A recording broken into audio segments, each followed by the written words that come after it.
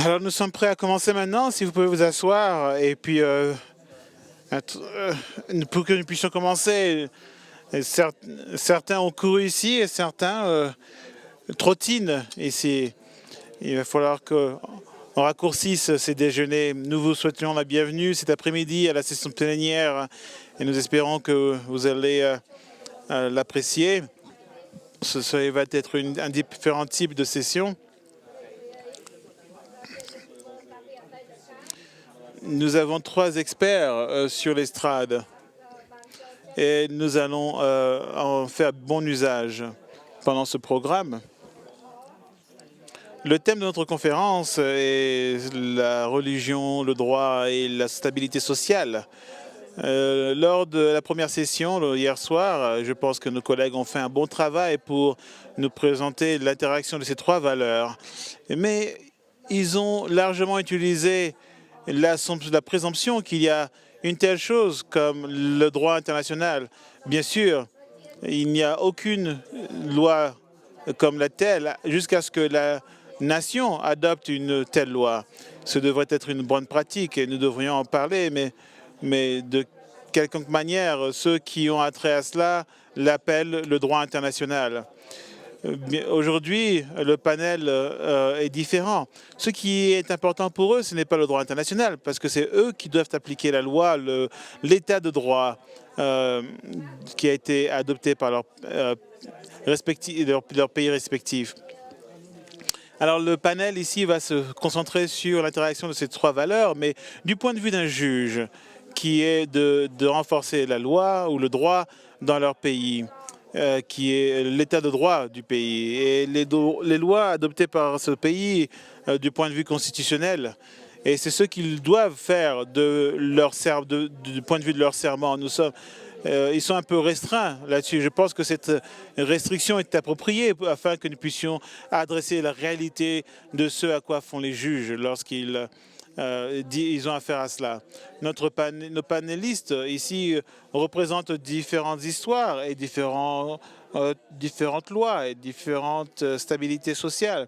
Et ceci va être utile pour que nous puissions comparer.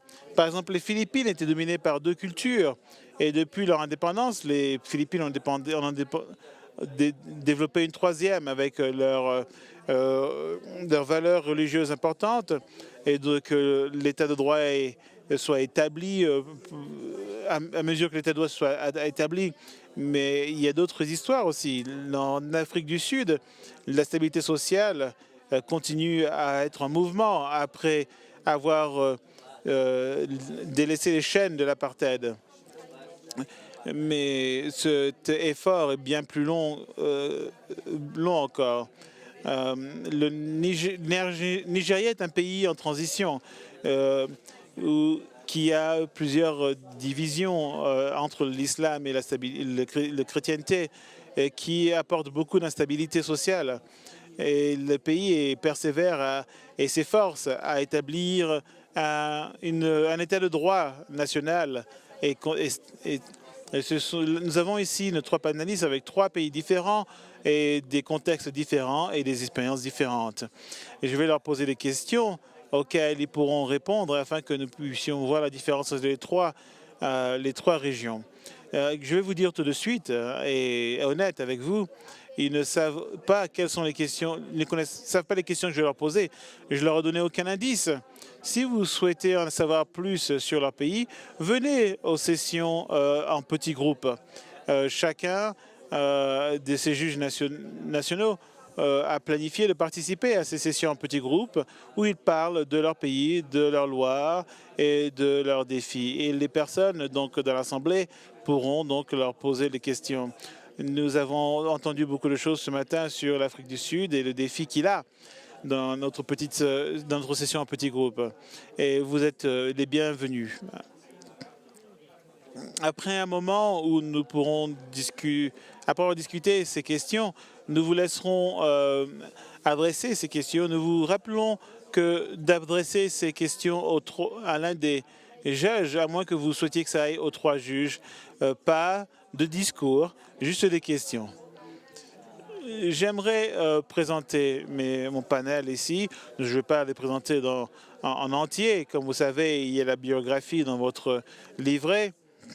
Et donc, Larry O'Mongain est l'un de mes amis et il est chef juge donc Hilario Davide. Il est aussi représentant permanent aux Nations Unies aussi. Et il est reconnu nationalement aussi internationalement. Mon ami Justice Mogoen est le chef juge de la Cour constitutionnelle de ce pays. Un peu différent de ces autres pays, cette cour a été établie pour de bonnes raisons.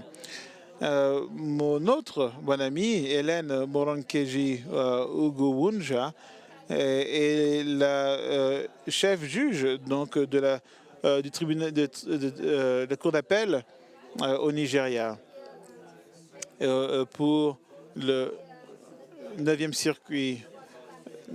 Et elle a cette position dans son pays du Nigeria.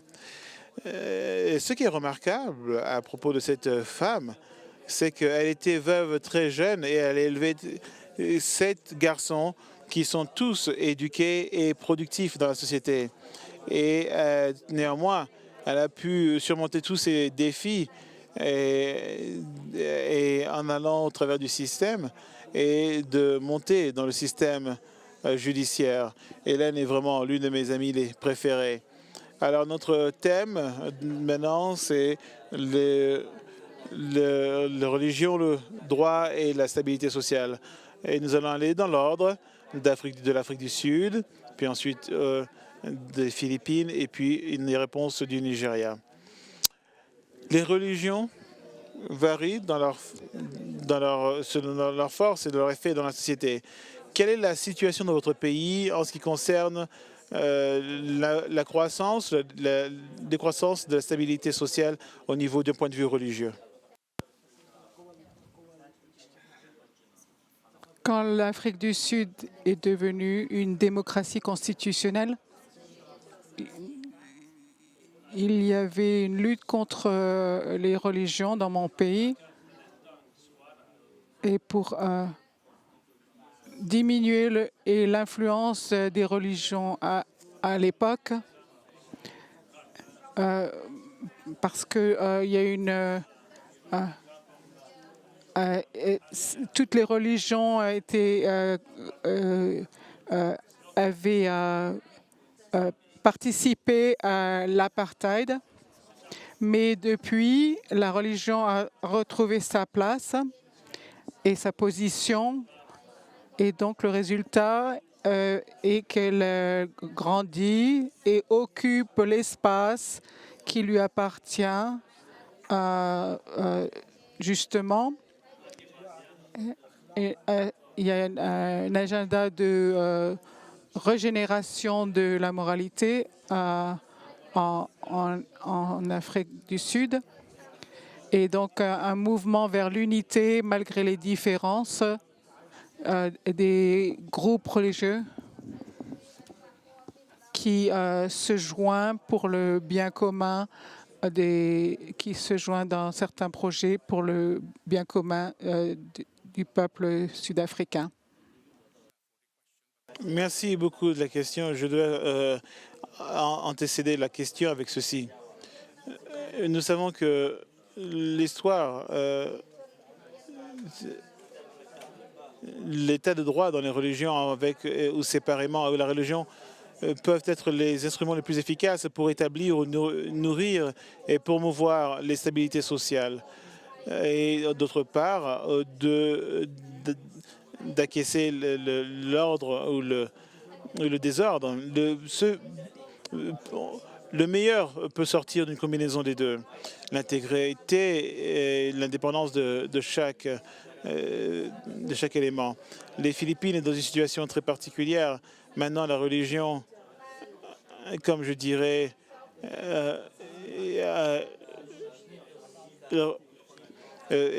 sa présence est accrue dans chaque activité, dans son importance. Et pourquoi?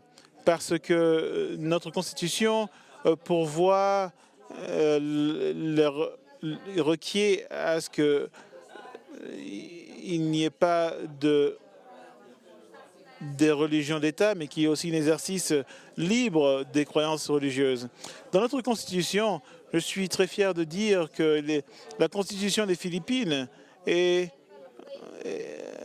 un programme qui est en faveur du mariage, de la famille, de l'environnement et de Dieu, etc. Dans ce contexte, la fondation de la croyance au Créateur est formulée très différemment, parce qu'il pourvoit que les Philippines, les Philippinois travaillent à établir une société plus juste et humaine, et que le gouvernement cherche à pourvoir une société sûre pour tous et à établir une démocratie, et que la règle de droit dans le régime puisse préserver la vérité, la justice, l'amour et la paix. C'est la seule constitution dans le monde qui mentionne l'amour dans sa constitution. Nous savons très bien que l'amour est peut-être la plus grande force pour l'exercice de la liberté de conscience et de la religion. Voilà ma réponse.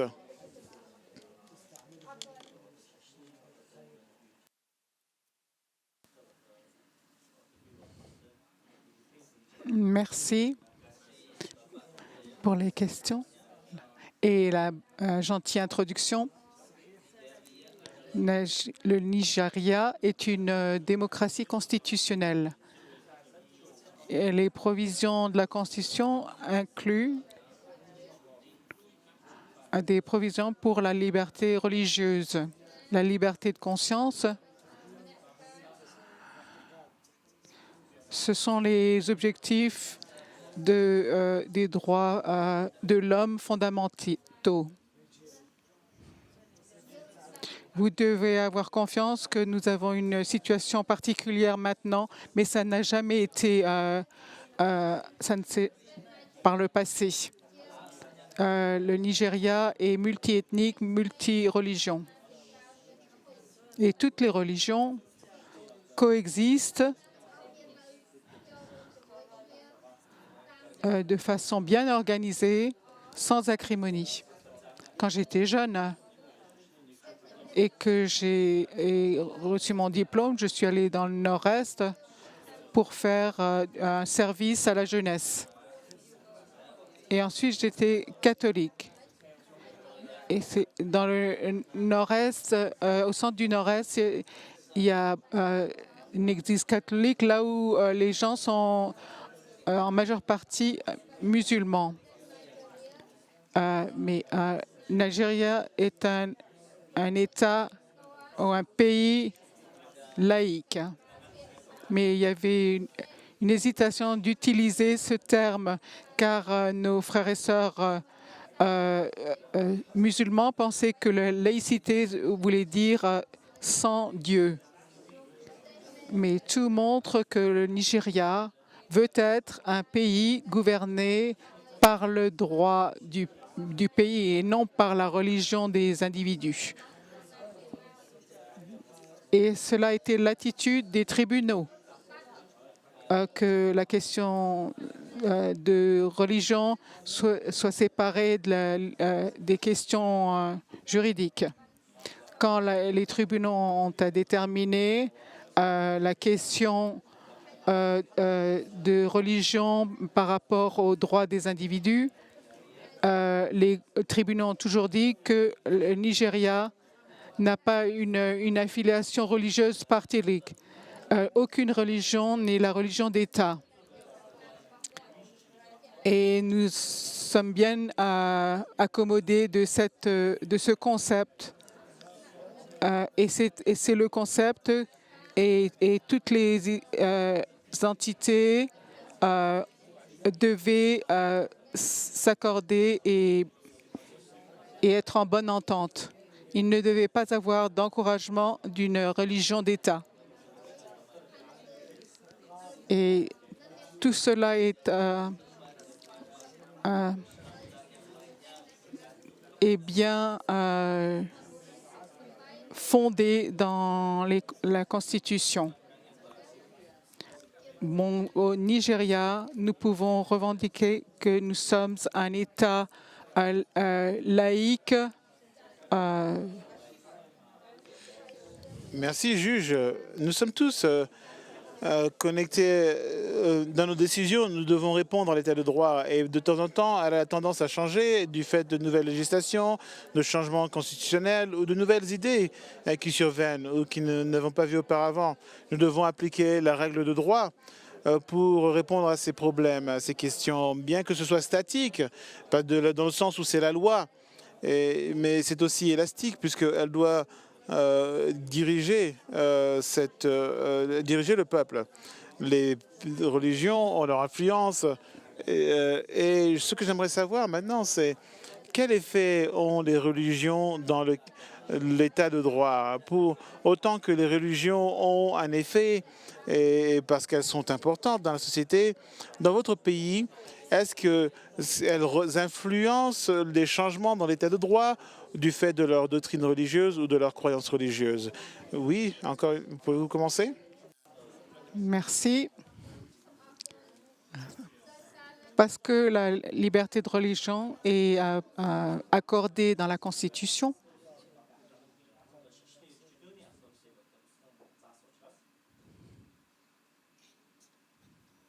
Et parce que la Constitution est la loi suprême, tout ce qui influence la religion entraîne dans nos affaires, tout ce qui influence la religion entraîne des lois qui sont mises en vigueur et ces lois seront jugées par rapport aux droits qui sont accordés à la Constitution. Ma compréhension de la religion, j'en suis venu à croire qu'il n'y a aucune religion qui est bien comprise, qui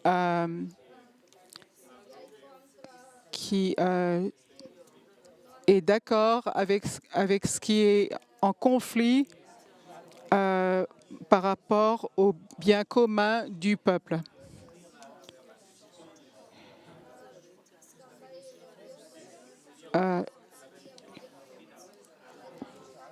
Les religions ne prônent pas autre chose que ce qui est pour le bien du peuple. Donc, lorsque la moralité est par rapport à faire aux autres ce qu'on aimerait qu'on vous fasse, la loi est observée, vous n'allez pas voler parce que c'est en conflit avec votre religion, est en conflit, vous ne tuez pas. Et donc, toute religion, n'importe laquelle,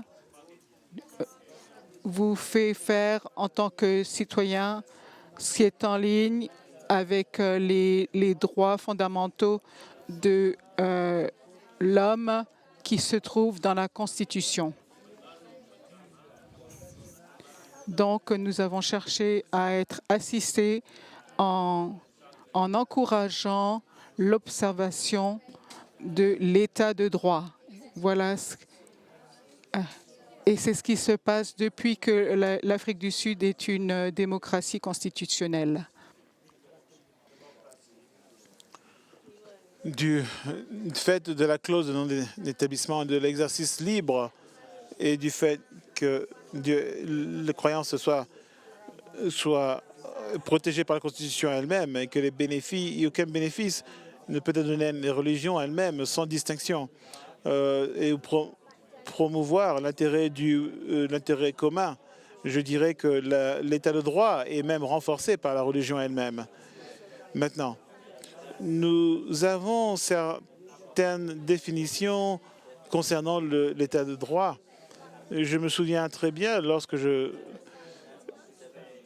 quand je parlais au barreau de l'association du barreau des États-Unis, la propre application de la règle de droit doit avoir un apprentissage constitutionnel.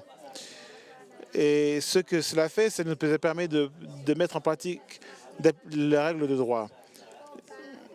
Et pour remplir les exigences et les bénéfices de cette règle de droit. Alors, finalement, je notice aussi, je prends, dans le cas pour ce qui concerne les Nations Unies, nous avons ici la résolution 67-70 qui a été adoptée j'étais toujours aux Nations Unies à l'époque, qui dit qu'à un niveau national, l'état de droit concernant les droits de l'homme, et c'est doit être renforcé, et ceci appartient aux valeurs universelles et internationales, et déclare que l'avancée de la règle de droit au niveau national et international est essentielle pour la réalisation et le soutien du développement économique et l'éradication de la pauvreté et de la faim, et pour le développement des droits humains si vous vous souvenez de notre orateur de notre session d'ouverture, les droits humains aussi sont appelés l'état de droit. C'est nécessaire que nous ayons un équilibre sain entre l'état de droit et la religion pour que nous puissions avoir un développement soutenu. La religion a toujours fait partie du droit. La plupart de nos lois sont dérivées de la religion des pères fondateurs de la nation. Au Nigeria, nous avons dans notre constitution l'établissement de codes spécifiques coutumiers, le code coutumier, la charia, la cour d'appel de la charia a une juridiction par rapport aux lois islamiques sur le statut personnel. Un appel pour la charia, lorsqu'un appel vient, nous avons un groupe de 3 juges qui prennent ces appels.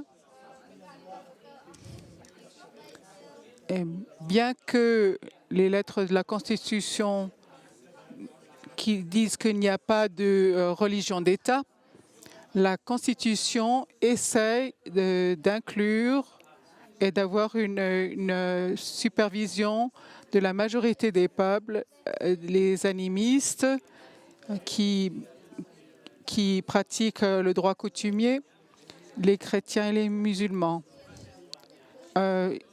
On s'occupe de chacun d'entre eux par la Constitution. Mais il y a un procédé judiciaire pour s'occuper de leurs droits civils par le biais de la Constitution. Donc il y a une intégration du système de croyance dans la Constitution et dans le système judiciaire par la Constitution nigérienne. C'est une recette pour une stabilité sociale continue.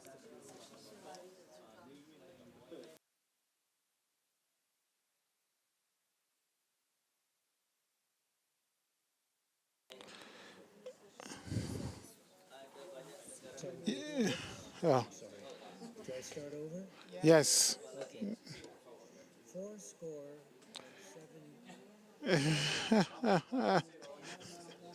80. Alors, pour ce qui est du droit international et des bonnes idées pour le droit, il y a certaines de ces choses qui ont été adoptées par la Constitution et par les statuts de certains pays et qui fait que ça peut être exécuté. Différents pays font des choses différentes, par exemple. Et d'autres pays ont été plus forts, ont plus obligé, forcé ces lois et ces principes. De quelle manière dans vos pays vous avez mis en place ces idées qui sont discutées au niveau du droit international? Combien de ces concepts ont été adoptés pour qu'elles fassent partie du droit de votre pays?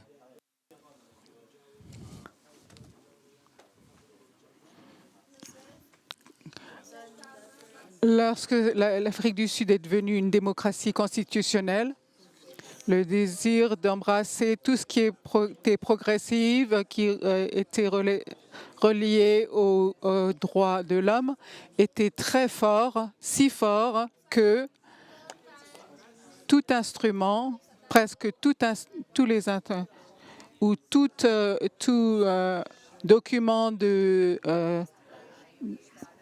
droit national qui devait être domestiqué par le Parlement a été domestiqué par les procédés prévus par la Constitution. Ce qui était trop zélé, qui voulait échapper à la discrimination et qui ont devancé les démocraties plus anciennes, plus mûres. Certaines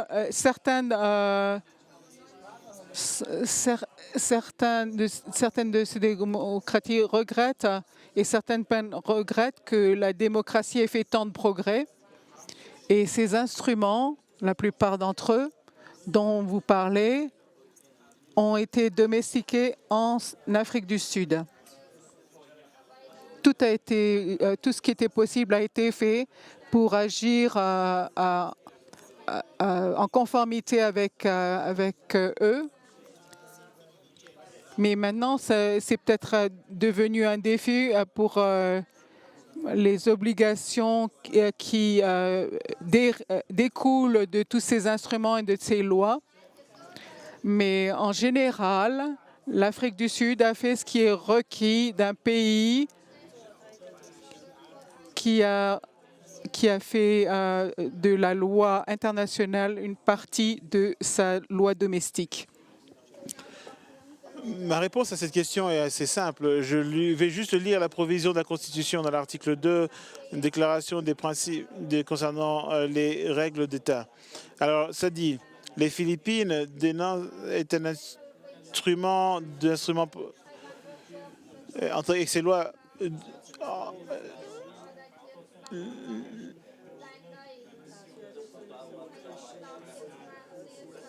Alors, le concept en fait de cet article, c'est tout ce que, en fait, l'article décrit que les conventions internationales sont adoptées dans le droit national et connectées. Même leur décision au niveau de la Cour suprême soutient le droit international, étant donc irrévocable dans le cadre donc du droit domestique.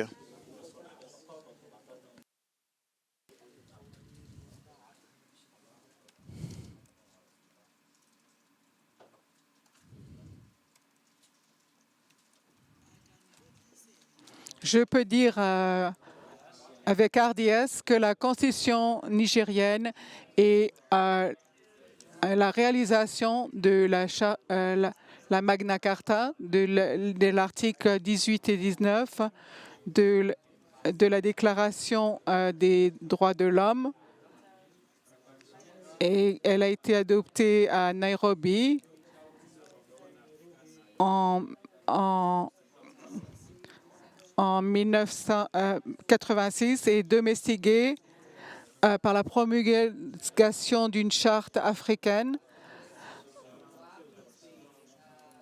dans la fédération du Nigeria.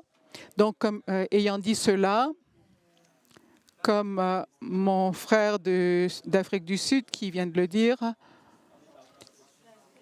le Nigeria est d'habitude un des premiers pays qui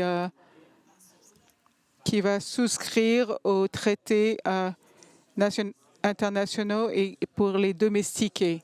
Il n'y a pas de doute cela. La plupart des conventions,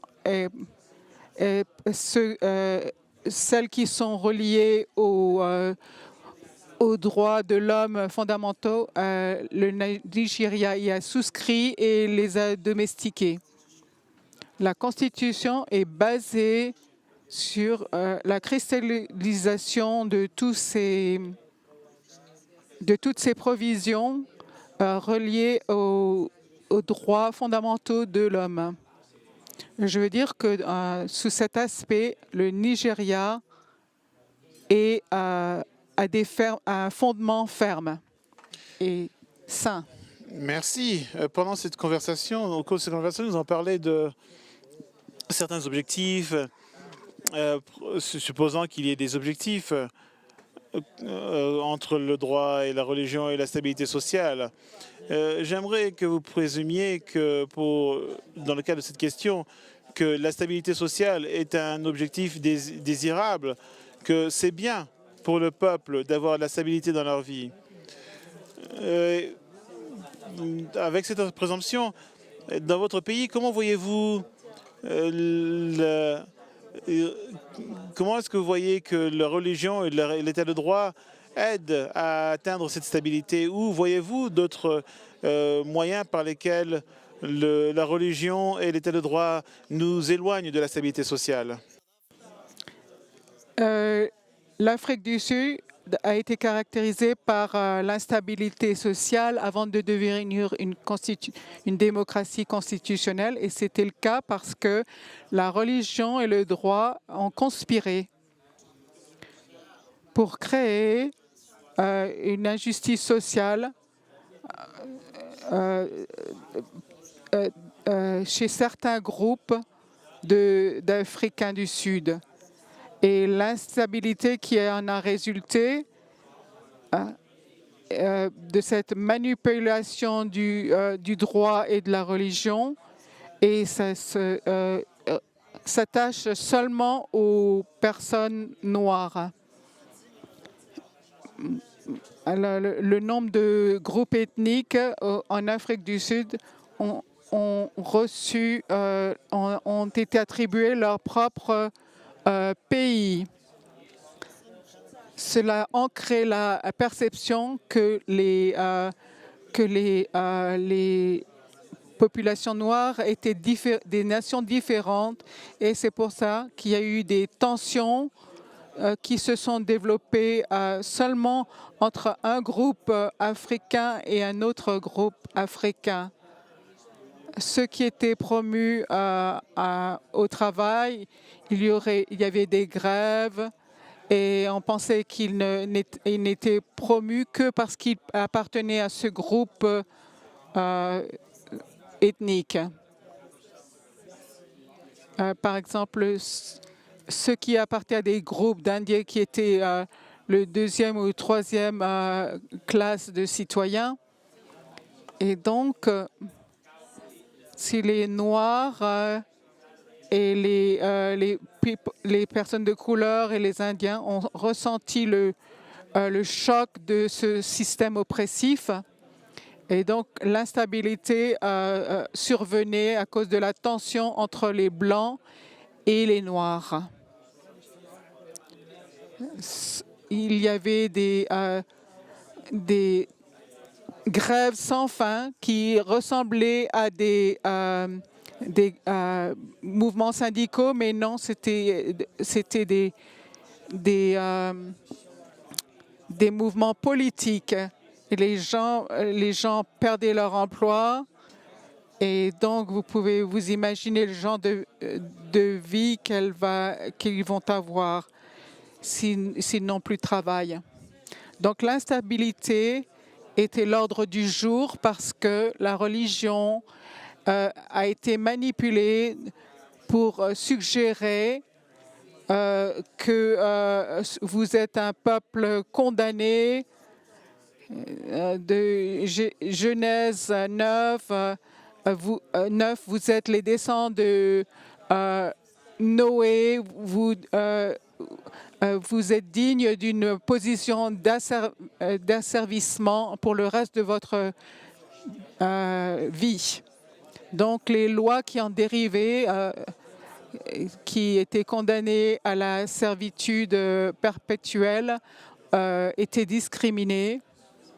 Et il y avait de l'instabilité la plupart du temps, mais avec la nouvelle démocratie constitutionnelle et l'état de droit qui faisait partie de la Constitution et les droits de l'homme fondamentaux, la religion et le droit sont devenus une combinaison très puissante qui assure la justice sociale et la stabilité sociale.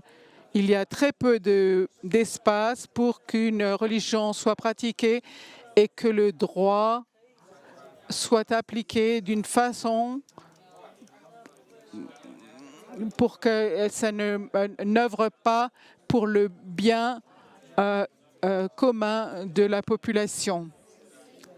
Les provisions de la Constitution, qui est la loi suprême dans le pays, et toute loi et tout comportement qui n'est pas en cohérence avec la Constitution est invalide et ne peut pas s'appliquer. Donc, en bref, la religion et la loi et le droit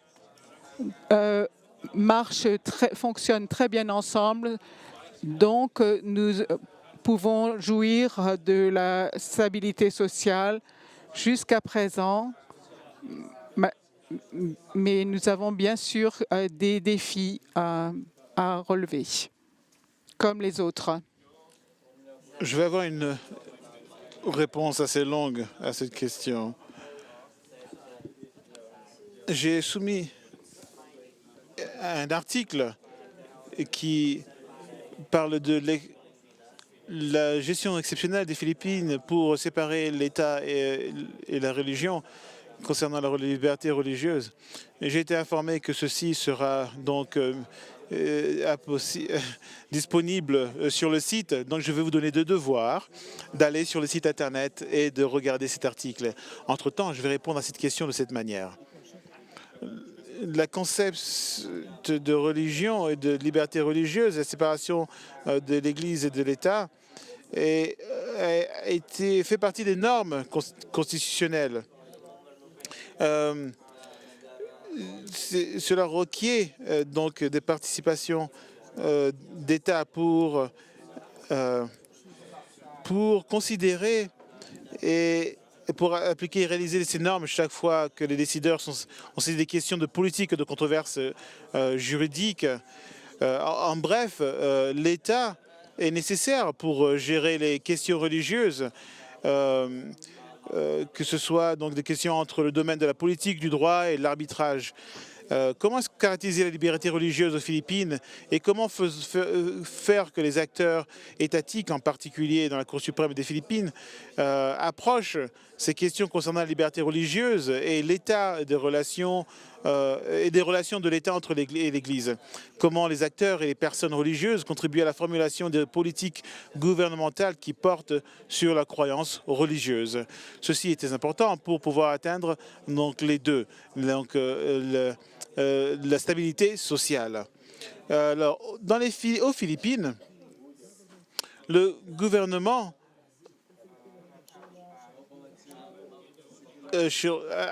recherche l'objectif séculaire de la liberté religieuse dans les limites constitutionnelles.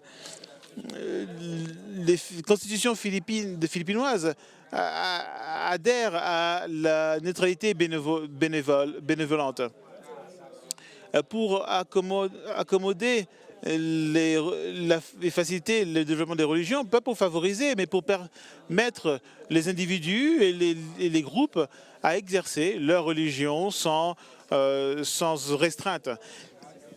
L'objectif est d'écarter tout fardeau pour exercer la liberté de conscience et la religion. Dans ce contexte, dans les Philippines, on peut articuler une compréhension sociale progressive et en même temps rester fidèle et formaliste et dans ces notions de religieux, de séparation de l'Église et d'État. En fait, les acteurs philippinois dans le cadre juridique et religieux ont une approche comparative qui considère les gains, considérant donc le développement des mouvements religieux, même au-delà des frontières. Et donc, ils sont progressifs, mais aussi en même temps traditionnalistes, mais aussi ils comparent avec les autres États. Donc, dans la doctrine, la liberté religieuse aux Philippines, et il engage un dialogue interactif entre les droits étrangers et les doctrines. Et ils étudient les décisions des cours suprêmes. Notre droit s'informe et s'ajuste par rapport aux mouvements sociaux aux États-Unis et dans d'autres parts de l'Europe. Voilà notre situation aux Philippines et pourquoi nous sommes capables de faire cela.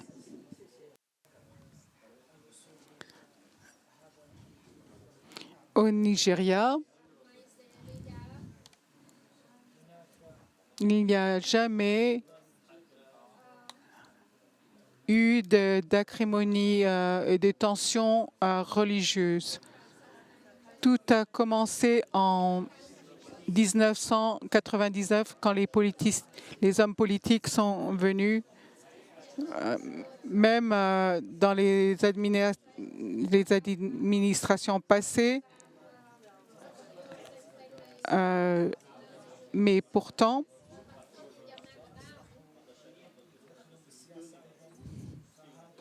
dans les années 70, 80, 90,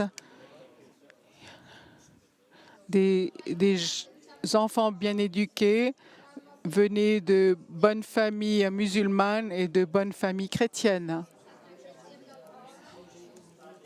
Donc la question d'instabilité sociale et de tension sociale basée sur la religion n'était pas à l'avant de ce qui se passait dans notre conscience, dans notre pays. Mais dans les 10 dernières années, nous avons eu le retour de l'extrémisme. Je ne veux pas blâmer qui que ce soit chez moi, mais maintenant, il y a beaucoup de tensions sociales à cause de l'extrémisme individuel. Cette question n'est pas particulière au Nigeria et elle est limitée à une portion du Nigeria, le nord-est. Je viens du sud-ouest. La personne qui était ma grand-mère était musulmane. Donc, quand je veux prier, je me mets vers l'est quand je prie. Mes parents étaient catholiques, donc j'étais baptisée catholique et ensuite je suis devenue anglicane. Mes enfants sont en train de grandir. Plus tard, je me suis demandé et je suis devenue anglicane. Donc, en général, nous sommes tous d'accord que la religion en elle-même ne devrait pas être un catalyste des tensions sociales. Mais certaines personnes ont décidé d'imposer sur nous ce problème. C'est une question de sécurité majeure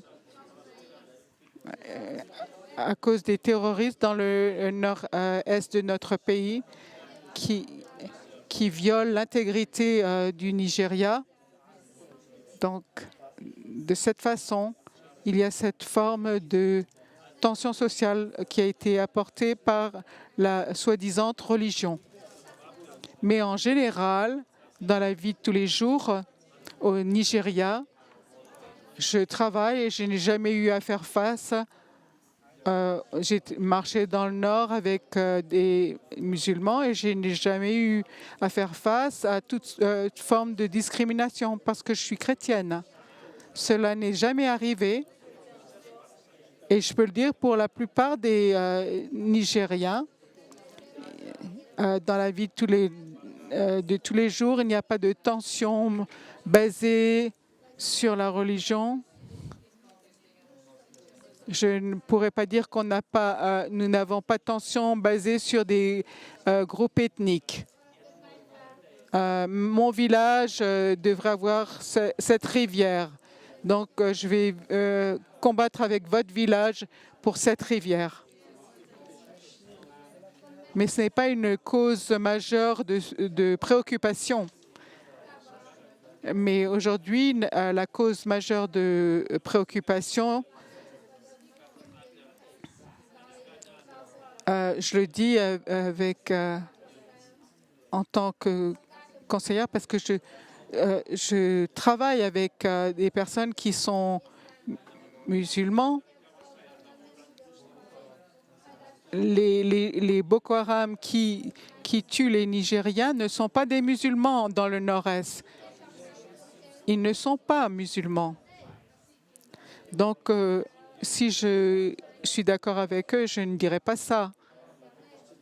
Et je ne dirais pas qu'ils ne causent des tensions religieuses. Ils ont un agenda politique. Donc cela ne fait pas partie de notre conscience de tous les jours. Et il a reçu cette promotion parce qu'il est chrétien ou parce qu'il est musulman. Cela ne fait pas partie de notre conscience de tous les jours en tant que Nigériens. Nous sommes vraiment les plus libéraux au niveau du genre. Je suis la présidente en tant que femme de juge et un tiers des femmes sont juges. Donc, dans certains États, il y a plus de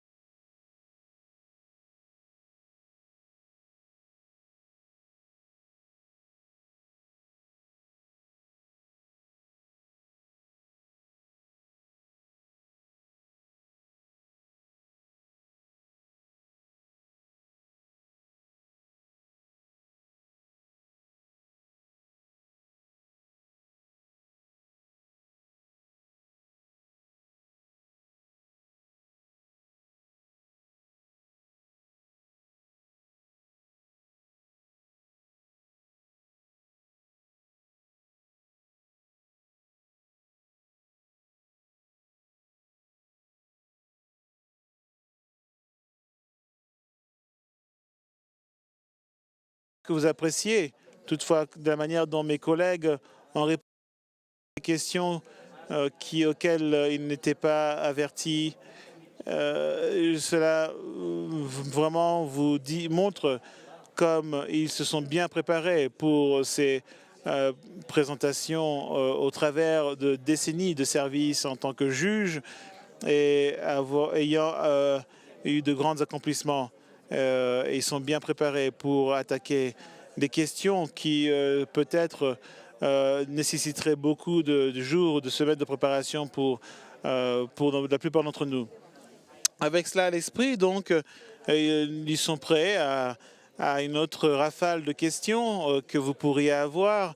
Et s'il vous plaît, encore une fois, indiquez au début de votre question si vous pensez l'adresser à un juge en particulier ou à tous les juges.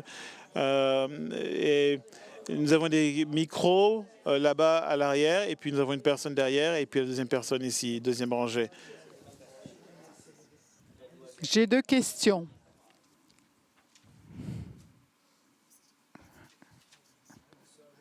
Une pour mon frère de l'Afrique du Sud. Vous avez dit que depuis que le pays est devenu une démocratie constitutionnelle, vous avez eu de la stabilité religieuse. Je pense que vous avez certaines des insurrections peut être attribuées à des manipulations politiques et instigations politiques. Ma question, si ces insurrections sont attribuées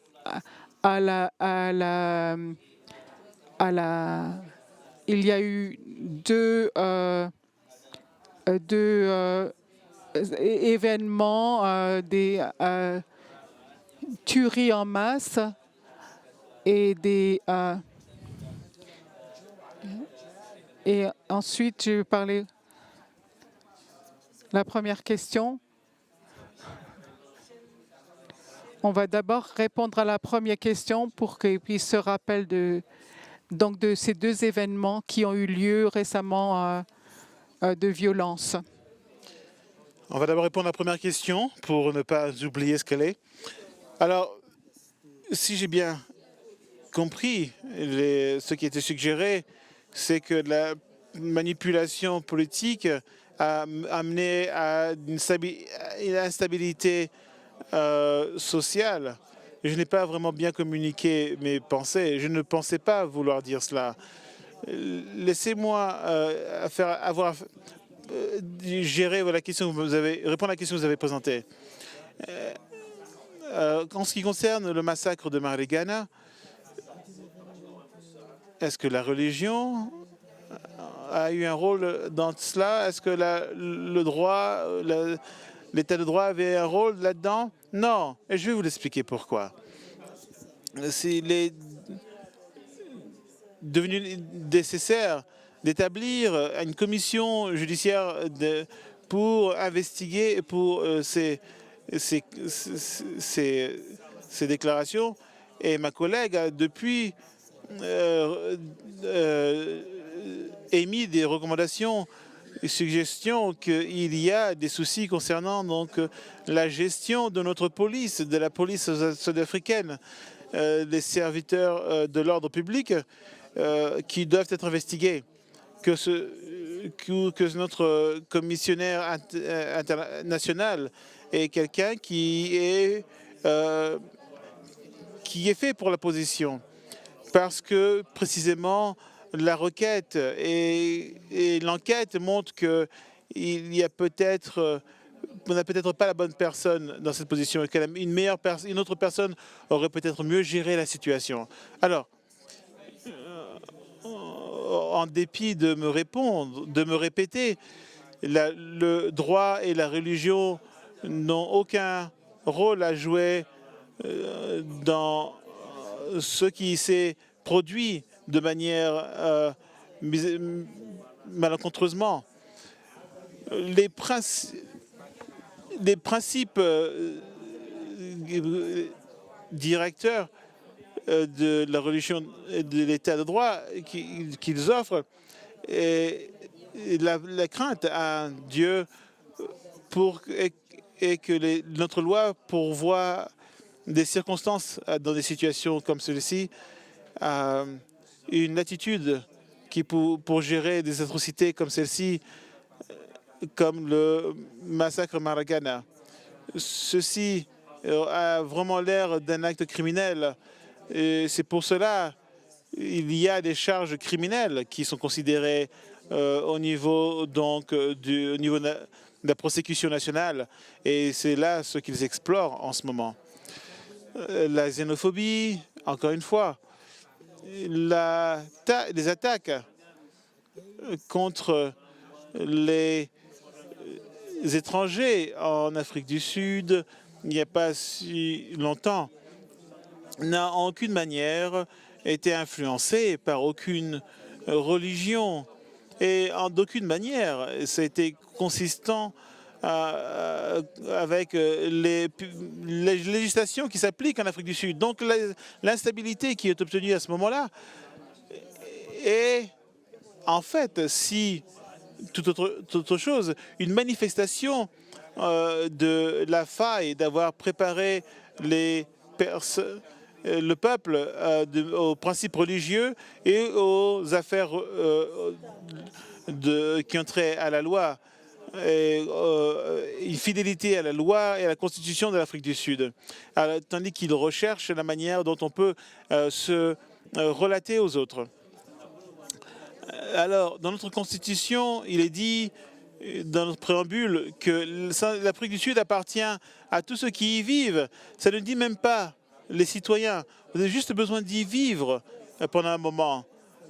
Les Sud-Africains eux-mêmes, en réponse à la xénophobie, et c'est important que j'y réponde, ont établi un match l'un après l'autre. Des organisations religieuses partout et ont établi des matchs dans différentes villes, et même à Durban, pour montrer que ce n'est pas la manière dont, c'est pas ce que sont les Sud-Africains, et que c'est pas les Sud-Africains que nous connaissons depuis la libération.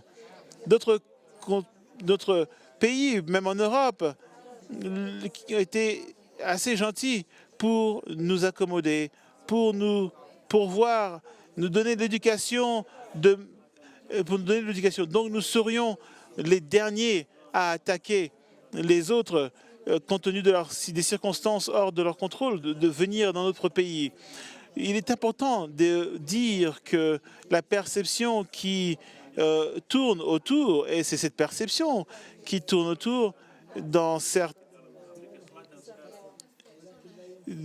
personnes qui pensent que c'est la manière, c'est le style de vie, et c'est un peu dans le psyché des Sud-Africains d'être xénophobe. Ce n'est pas représentatif de l'Afrique du Sud. Les Sud-Africains ont embrassé l'esprit de Ubuntu qui dit que vous pouvez seulement être un meilleur être humain si vous traitez les autres de la manière dont vous voulez qu'ils vous traitent. Et il y a des condamnations partout de ces attaques contre les étrangers.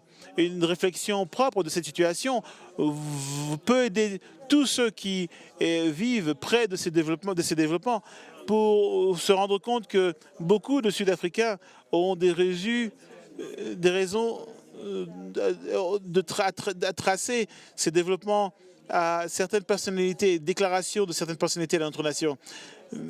C'est toute une autre histoire, que ce soit basé sur des croyances ou pas. Mais il y a une personne qui a déclaré que tout le monde devrait rentrer chez soi et que tout le monde a leur propre maison. Et en conséquent, on voit certaines attaques qui ont eu lieu. Et nous devons avoir affaire avec ces personnes. Ce n'est pas sud-africain. Deuxième question. Ma deuxième question, la situation qu'il n'y a pas de peur de l'instabilité au niveau de la religion, mais ce qui vient d'arriver qui en- est l'œuvre de personnes politiques. Est-ce que le droit en Nigeria défiait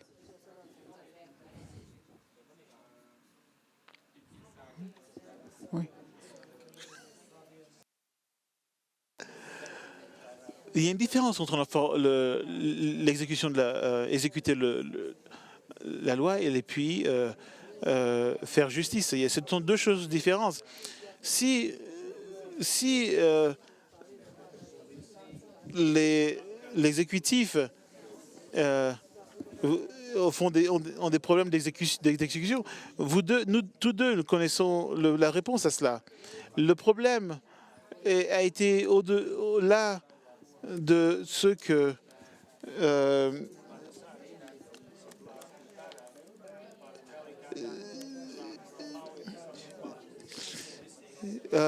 tout le monde sait que c'est une faille de l'intelligence des renseignements.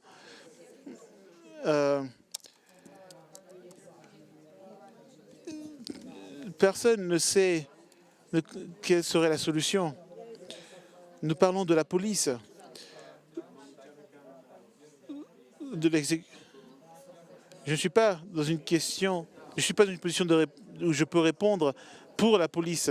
Mais pour ce qu'il en est de la, de la justice,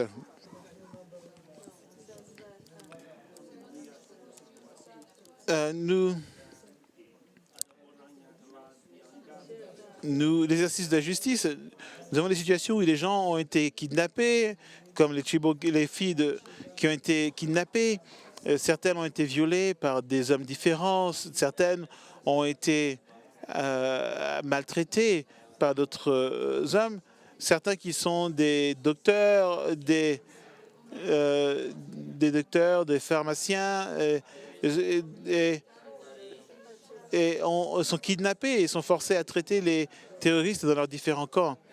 Et quand la force policière et l'armée font leur travail et qu'il y a évidence pour persécuter pour poursuivre ces terroristes, nous avons dans notre loi criminelle dans le Nord assez de textes législatifs ou de législation appropriée pour faire face à ces accusés, quand ils seront présentés devant nous. La situation n'est pas dans notre jurisprudence, même dans notre jurisprudence criminelle. Est-ce que nous les traitons comme des terroristes internationaux ou est-ce que nous les... Par exemple, il y a une femme qui dit dans le camp, dans le camp, il y a 7 hommes qui m'ont violé. Si je vais saisir quelques hommes de ce camp, pouvons-nous poursuivre l'un de ces hommes pour les offenses qui ont été commises par d'autres hommes de ce camp? Ce sont les problèmes que nous essayons d'examiner en tant que juges. Le problème de mise en place de la loi de l'exécutif appartient à notre branche du gouvernement. Nous attendons de voir, même si certains de ces terroristes ont été arrêtés, je ne pense pas je pense qu'aucun d'entre eux n'a été présenté devant une cour dont nous sommes, pour autant que nous sachions. Est-ce que ça vous répond à votre question?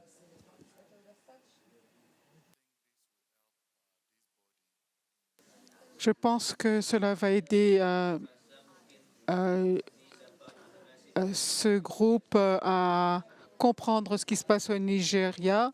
Nous avons ici le dirigeant de la plus grande secte musulmane, Imam Ahmad, et c'est lui-même qui a posé la question de l'imam principal de l'université de Lagos. Et la question au Nigeria a été religieuse. On pense que elle est religieuse en nature. Elle n'est pas de nature religieuse.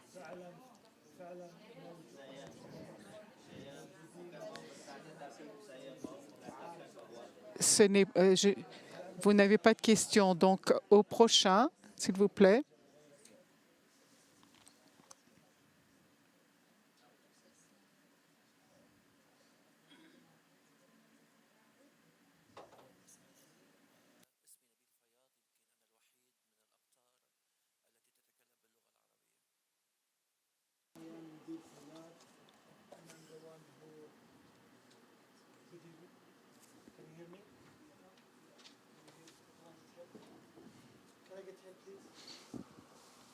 On n'entend rien.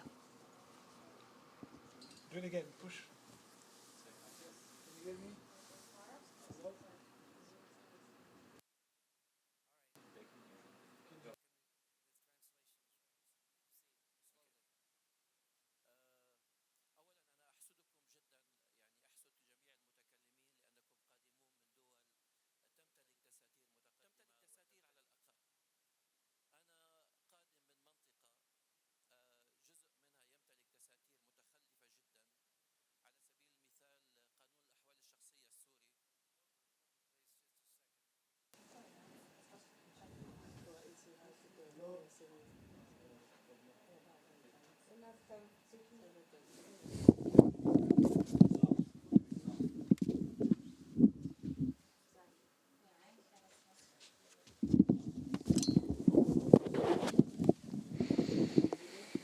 Oui, yes, we can.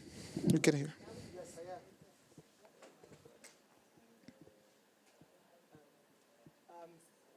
I came from area that doesn't have any constitution like Saudi. Je viens de régions qui n'a pas de constitution comme l'Arabie Saoudite, d'autres régions qui n'ont pas de loi claire, comme en Syrie par exemple. Donc, il sépare les genres et les religions. Être parmi vous, c'est comme être assis, être au paradis, parce que je viens d'un endroit où les gens n'ont aucun concept du fait qu'ils sont sous régime dictatorial ou sous le contrôle de groupes terroristes. Alors ils obtiennent, il y a des rapports comme quoi 83% qui regardent ces chaînes sont pour l'État islamique. En Arabie Saoudite, il y avait un article qui disait que 90% des Saoudiens sont d'accord avec le groupe islamique. Et ceci nous donne une situation très mauvaise situation. Il y a qui peut nous envoyer donc nous mettre dans une situation où nous nous mettons sous la tutelle de groupes terroristes ou de groupes avec lesquels nous ne pouvons pas faire affaire de manière légale. Il y a d'autres groupes qui a attaqué la Syrie, maintenant attaquent de grandes portions d'autres pays, comme la région de Palmyra,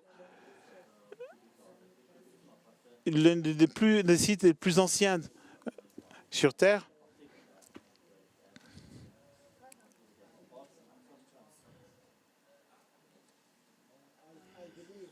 Je crois que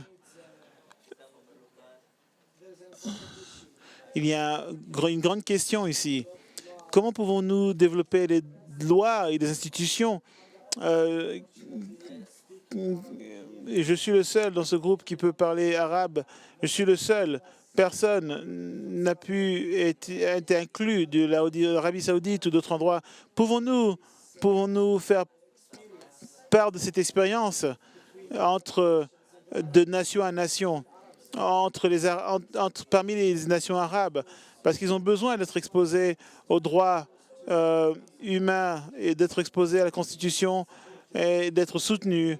Je pense que l'Inde, les Nations Unies, la Norvège et les États-Unis n'ont pas autant besoin que nous en avons besoin en Syrie. Les lois en Syrie sont vraiment arriérées. Que pouvons-nous faire pour régler tout cela? Comment pouvons-nous faire en sorte à ce que tout ça soit meilleur pour tout le monde? Comment pouvons-nous permettre aux nations arabes de comprendre vraiment ce qui se passe partout dans le monde? Merci.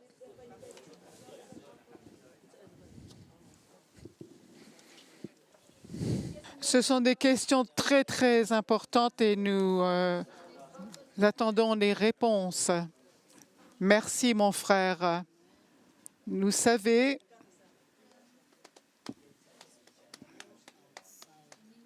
aucune personne de l'extérieur peut adresser les défis d'un peuple particulier et d'un pays particulier doit faire face que ce pays et son peuple eux-mêmes. Vous devez vouloir sortir de ce qui était inacceptable. Vous voulez avoir votre liberté et sortir de cette oppression dans une telle mesure que vous êtes prêt à faire ce qu'il faut faire, même si cela veut dire de payer le sacrifice ultime pour émerger de cette situation indésirable. C'est pour ça qu'en Afrique du Sud, l'apartheid était si puissant, si bien organisé, avec tant de ressources et tant de sympathie et de soutien des puissances, des grandes puissances, ce qu'elle a découragé beaucoup d'être ceux qui confrontaient l'apartheid. C'était une machinerie qui semblait insurmontable. Lorsque donc les prisonniers ont été libérés et lorsque des organisations politiques ont été bannies, moi je n'y croyais même pas parce que je pensais qu'elle serait là à jamais. L'apartheid serait là à jamais et je pensais que c'était un bluff. Donc, cela demandait la résolution collective, la détermination inexplicable des Sud-Africains eux-mêmes pour terminer, mettre une fin à ce système. Bon, en bref,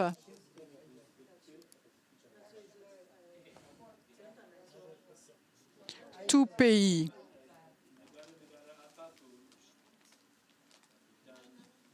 et tout groupe de personnes, toute nation qui ne veut pas ce qui arrive dans ce pays doit rechercher ce qui va leur être demandé pour finir cette situation. Pensez au printemps arabe et pensez à tous les gouvernements qui ont été chassés. On pensait que ça n'arriverait jamais. Il fallait une résolution collective des pays dans ce pays pour donner une fin à ces systèmes oppressifs, qu'ils considéraient oppressifs. Et cela peut s'appliquer à n'importe quel pays. Si ces peuples ne veulent pas ce qui arrive, il faut qu'ils s'organisent, rechercher le conseil de ceux qui se sont battus dans des systèmes oppressifs et de faire ce qui est nécessaire pour que ce système s'arrête. Mais si rien de significatif n'est fait par les pays du pays même, on peut sympathiser, mais on ne peut pas faire ce que vous êtes capable de faire dans votre propre maison pour la mettre en ordre. Sinon, vous parlerez d'impérialisme déguisé si d'autres personnes de l'étranger, des étrangers, viennent dans votre pays. Donc, ça ressemble à une famine. S'il n'y a pas de discipline dans ma maison, ce sera moi et ma femme qui rapporteront de l'ordre dans cette maison, bien si c'est très difficile, même si mon fils a une arme et moi je n'en ai pas, cela prendra les étapes nécessaires pour y mettre fin.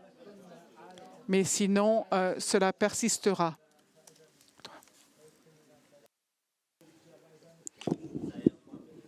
Je demande permission de notre modérateur de répondre un peu à cette question aussi.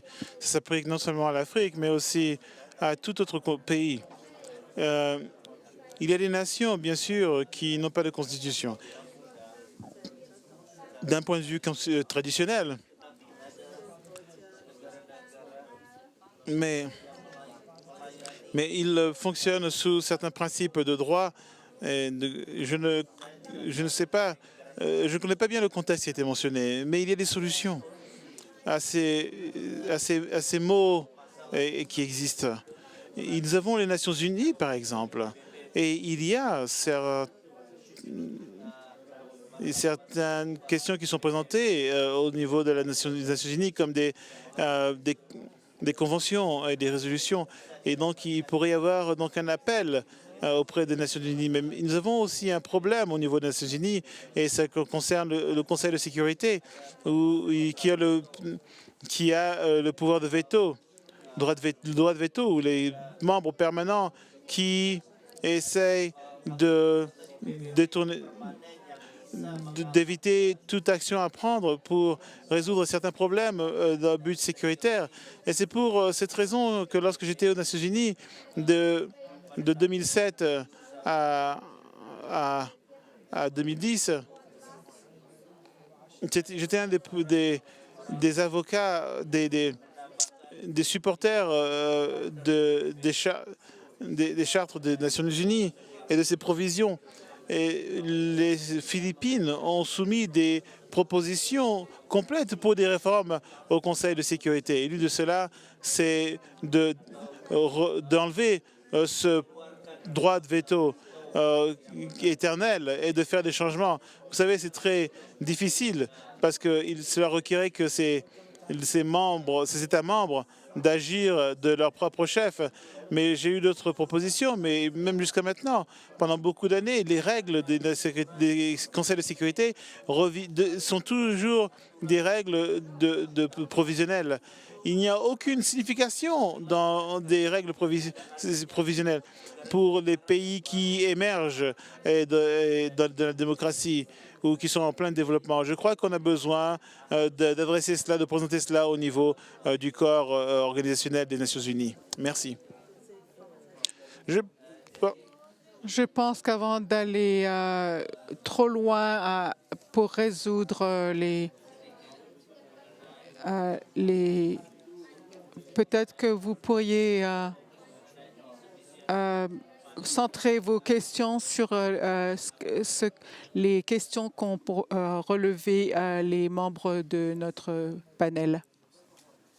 Est-ce qu'il y a d'autres questions? Ma question est pour le juge Mogoeng. Le cas de Al-Bashir, on en a parlé plus tôt. Nous savons que l'Afrique du Sud lutte pour les droits de l'homme, mais nous avons ce dilemme possible. Ceux qui avancent, quelle est votre perspective sur la situation où on a d'une part les droits internationaux qui sont adoptés et d'une autre façon, le président al-Bashir a pu quitter le pays. J'aimerais bien savoir ce que vous en pensez. Alors, cette question m'a poursuivi tant de fois que ça ne va pas me donner de repos du tout. Je l'ai vu tellement de fois. Alors, comme vous le savez probablement, lorsqu'il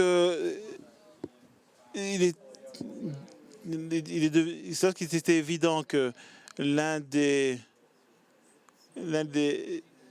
groupes instigateurs où président El-Bashir allait venir et qu'il ne semble pas il semble que personne n'était prêt à donner à cette organisation non gouvernementale l'assurance qu'il allait être arrêté avant qu'il retourne chez lui. Une application a été déployée donc dans une des cours supérieures pour diriger notre gouvernement à l'arrêter.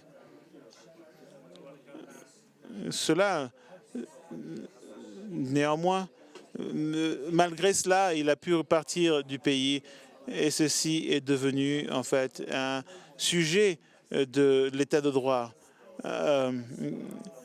Beaucoup de déclarations ont été émises par des politiciens concernant la branche judiciaire et sa compréhension, ou son manque de compréhension de son rôle constitutionnel. Mais pour résumer, lorsque la situation a commencé à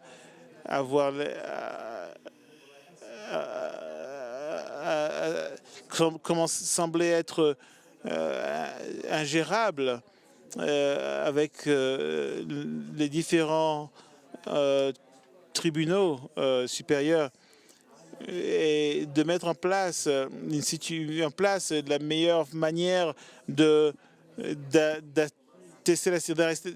la situation et d'arrêter d'avoir toutes ces fortes déclarations qui étaient présentées publiquement, journalièrement contre le judiciaire et dans les revues de presse, etc. Et qu'il fallait arrêter ce type de déclaration qui commençait vraiment à nous à nous perturber dans l'exécutif, dans le judiciaire, désolé. Le 27 août, après, il y a eu quelques revues de presse ou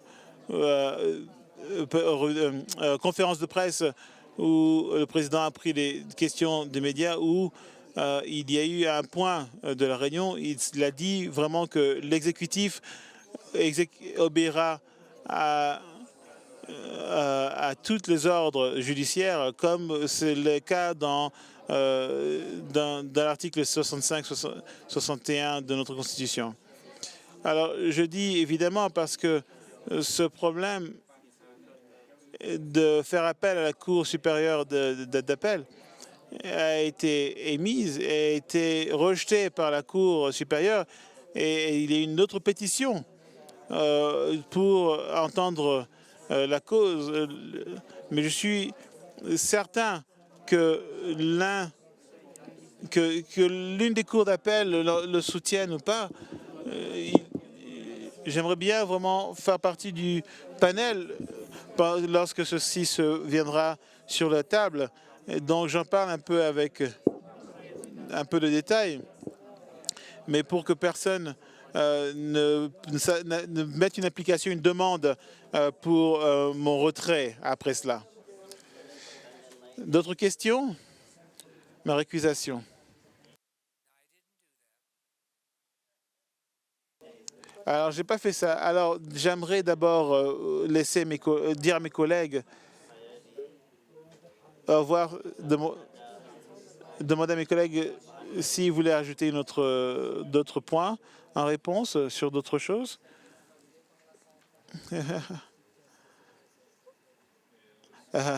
Le- le- les femmes d'abord, alors.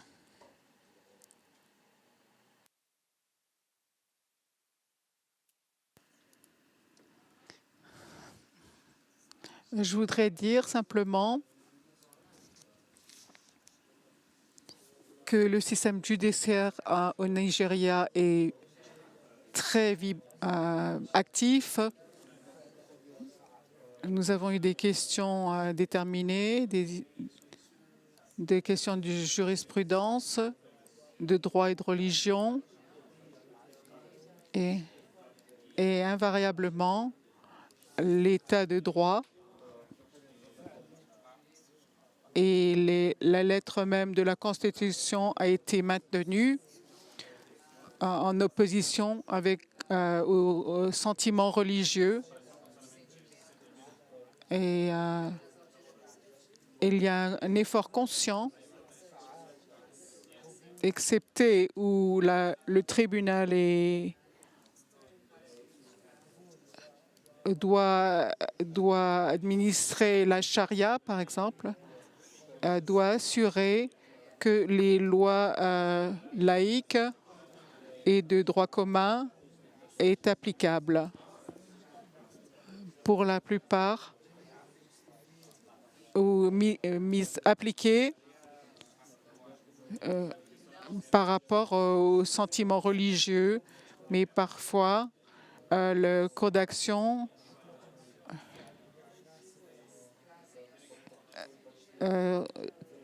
se centre autour des questions de religion. Par exemple, le cas où un des paroissiens a émis une action contre la maison des évêques pour empêcher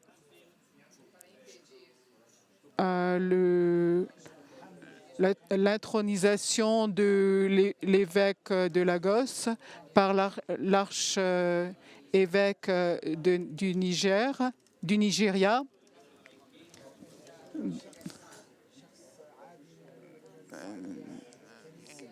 Et donc, il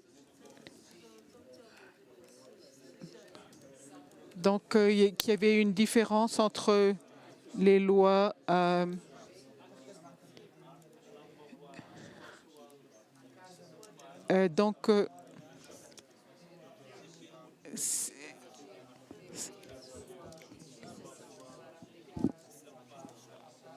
donc c'était au niveau de la nomination des évêques, la loi qui avait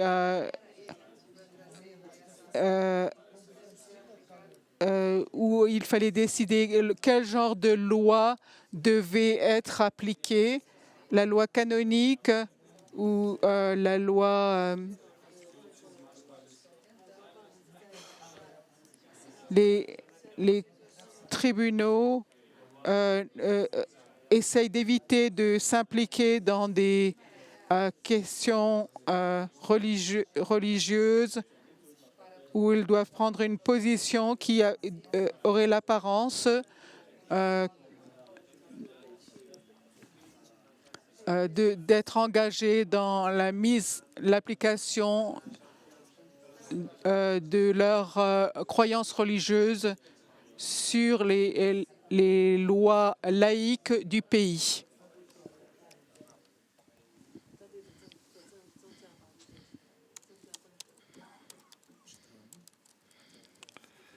Alors, avant cela,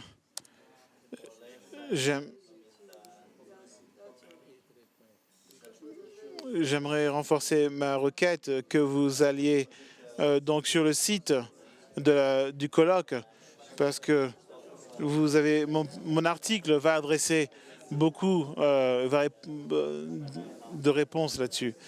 Il y a trois problèmes émergents ici dans les Philippines, et ceci va sûrement vous intéresser. Cela concerne la relation entre l'État et l'Église et l'établissement des lois. Ceci fait référence au potentiel de générer une compréhension dans les libertés religieuses entre l'Église et l'État. Et donc ceci concerne aussi donc les groupes des pétitions qui cherchent à légitimiser le mariage homosexuel. Un peu poursuivre la tendance qui s'est passée donc aux États-Unis, où la Cour suprême a reconnu le droit au couple du même sexe, mais par majorité par une voix. Et ce ne sera jamais vraiment le cas en Philippines, puisque notre Cour suprême est constituée de 15 membres. Et donc cela ne se produira jamais vraiment d'avoir juste une voix qui amène la tendance. Alors il faut faire référence à d'autres discussions dans les réunions précédentes. Il y a le référendum sur le mariage du même sexe. Il y a eu donc le cas où un ministère a présenté donc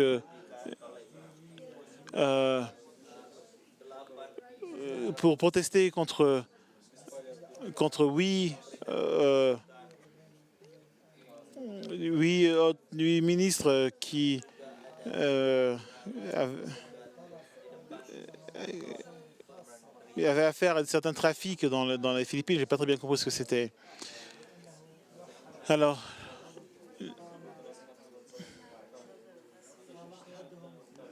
lorsqu'il y a des choses, des crimes, des errances commises au sein de l'Église, est-ce que cela concerne juste les affaires intérieures de l'Église, ou est-ce que l'État devrait y aller ou exercer un pouvoir policier pour autant que ce n'est pas seulement une affaire religieuse?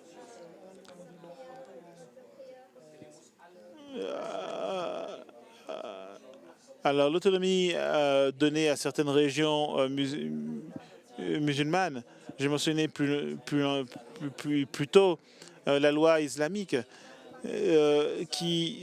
notre loi reconnaît la loi islamique, mais seulement pour opérer dans le cas où les choses concernent essentiellement que les musulmans.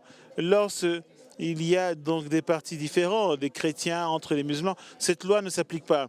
C'est pour vous montrer en fait des possibilités d'accommoder les situations compte tenu de la part du gouvernement philippinois pour donner donc des zones de collaboration et de négociation pour accommoder tout le monde, pour promouvoir la paix. Et pour promouvoir la paix, la justice et le développement dans le pays. Et c'est vraiment là l'objectif principal de la loi morale, et que vous puissiez considérer dans votre lecture, considérer cette question aussi. Merci. En grandissant dans mon petit village, il y avait comment se comporter en présence des anciens qui étaient vus comme ceux qui avaient détenu l'héritage du droit par rapport à la religion africaine, et comment se comporter en la présence des dirigeants chrétiens religieux. Et lorsqu'il y avait une dispute, un litige, dans une famille ou dans une section de la communauté, on ne savait à qui s'adresser. Et invariablement, ce serait un dirigeant africain religieux ou un dirigeant africain chrétien. Personne dans ces jours-là ne se comportait d'une manière incompatible avec la stabilité sociale en présence d'un dirigeant religieux. Tout cela suggère que si nous retournions aux bases et chercher à identifier le rôle propre de la religion dans la société et sa contribution qu'elle peut faire pour influencer les lois qui sont conçues sans discriminer les autres, mais pour le bien commun de toute la société ou de toute la nation. Alors, tous les exemples d'instabilité sociale qui nous ont donné raison d'être inquiets prendraient fin ou seraient réduits. Ce que je dis, c'est que nous avons entre nos mains, toutes nations différentes, des instruments très puissants sous la forme de religion qui pourraient influencer de manière significative les lois que nous avons, parce que dans de nombreux pays, la majorité des citoyens sont religieux. Et si vous réalisiez que les groupes religieux sont d'accord avec les principes fondamentaux qui nous aident à coexister, à prospérer ensemble sans trop d'avarice, de fraude et de vol qui ont été des sujets de complainte. Donc j'espère que nous retournerons chez nous. Nous ne voulons pas que la religion meure.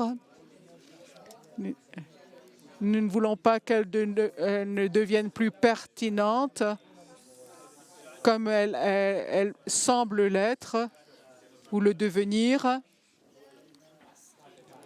Nous devons démontrer que cela est important pour nous.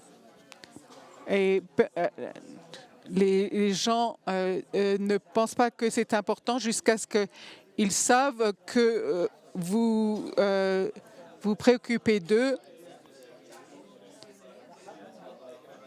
Donc, les principes fondamentaux que ces peuples ont intégrés va informer les lois qui vont créer l'ordre, qui sont en cohésion avec les principes de religion, qui sont en conformité avec les droits fondamentaux de l'homme qui s'appliquent dans nos pays respectifs.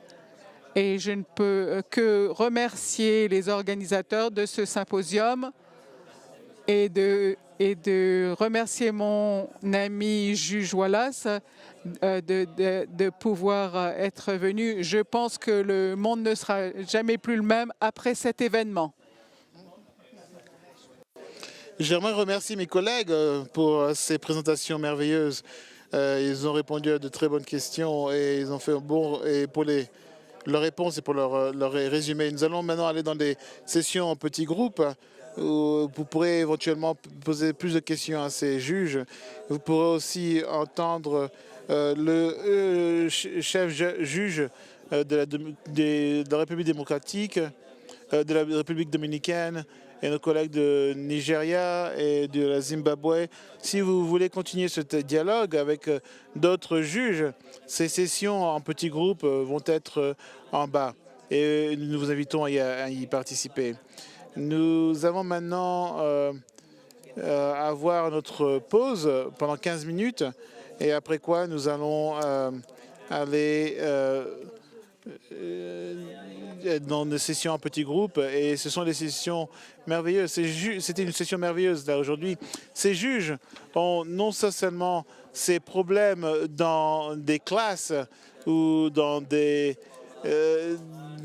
sur des feuilletons de télé le soir. Vraiment, le cas se trouve dans les cours de droit, les tribunaux. Et ils ont vraiment affaire à ces problèmes qui sont importants pour nous. Si vous voulez maintenant montrer votre appréciation et applaudir pour ces juges.